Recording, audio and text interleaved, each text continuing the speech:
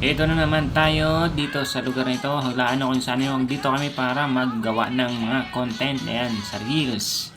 Hello guys, ayan, dito nga pala kami ngayon sa Luneta Park para mamasyal pagkatapos ng check-up ni Mrs. Ayan, nandito kami kasama si Kumareng Angel Salulog.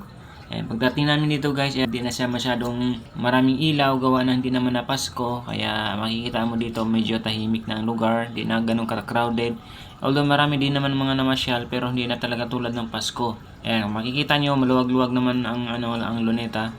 Hindi ganun karaming tao pero sarap pa rin pumunta dito gawa ng maaliwalas yung lugar. At talaga namang hindi na nagpatubig-tubig pa ang dalawa at lumanap na kagad ng mga pwestong pwede pag-selfiehan. Ayan na si Mrs. ikot-ikot, pati si Kumare. Kung nakikita nyo guys itong may mga ilaw-ilaw dito, ito isa sa mga attraction dito pagdating nyo sa Luneta. At talaga namang hindi na kami nahihiya na mamasyal dito. Nakikisayaw na rin sa amin, mga bata. Ganun kasi guys talaga pag pumasok tayo dito sa social media, hindi na talaga dapat tayo mahihiya. At bakit nga ba ako mahihiya Hindi ko naman sila kilala, hindi naman nila ako kilala, di ba? Todo na natin to, guys. Sinasabi ko sa iyo, Ashley, huwag mo siya tignan ako tignan mo. Ashley!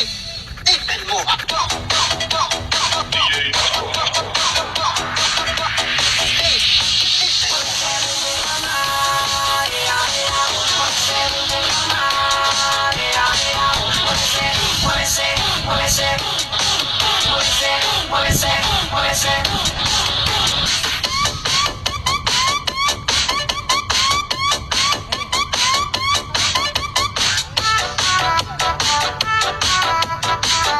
Napagod kami sa kakasayaw kaya ayan, nag-ayaan na kami mag-uwian na agad.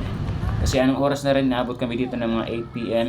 So, yan, bago kami umuwi, nag-video-video kami na dito sa mga madadaanan namin. Lagi nga pala kami nagpupunta dito sa tuwing nagpapacheck up si Mrs. Kasi gustong-gusto niya mamasyal talaga dito dahil sa mga attraction, katulad mga ilaw-ilaw, kahit hindi Pasko. Marami mga tao dito na mamasyal kasi alam niyo naman, Luneta is talagang kilala ito as pasyalan ng mga Pinoy.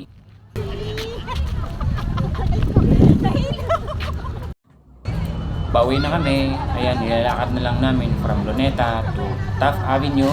Hindi naman mainit kaya okay lang na lakarin kasi medyo malapit lang din naman. Nakakatakot lang maglakad dito sa may Calaw banda papuntang Taft kasi kanina nga lang ay meron kaming nadaanan na nahablutan daw ng mga gamit. Kaya ingat-ingat na lang din po kayo pag kayo napadaan dito sa lugar na ito. Ayun na guys, ayan, pauwi na kami. See you in my next vlog.